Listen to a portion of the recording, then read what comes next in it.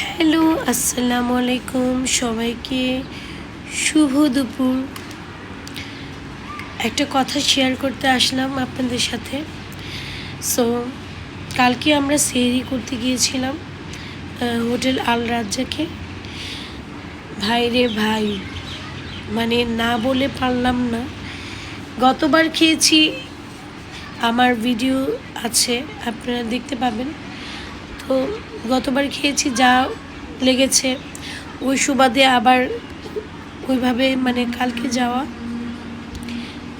ভাইরে ভাই, এত জঘন্য ছিল খাবার সার্ভিস, তো জঘন্য টাইপের ছিল। ওদের এত কাস্টমার হওয়ার পরে ওদের খাবার টাবারের মান একটু মজা ছিল না। কিন্তু আমার একটা জিনিস চিন্তা, প্রত্যেকটা জিনিস হাইপ হওয়ার পরে সেই জিনিসের সার্ভিসটা ভালো থাকে না কেন, ফুড কোয়ালিটিটাও ভালো থাকে না, তারা ফুড কোয়ালিটিও ভালো করতে পারে না। আমার কাছে, আমার অপিনিয়ন বলছে আমার কাছে টেস্ট লাগেনি। কিন্তু অন্য অন্য টেবিলের আমি রিয়াকশন বা তাদের দেখলাম, খাবার খাওয়া দেখে মনে করলাম যে খুব মজা করে খাচ্ছে।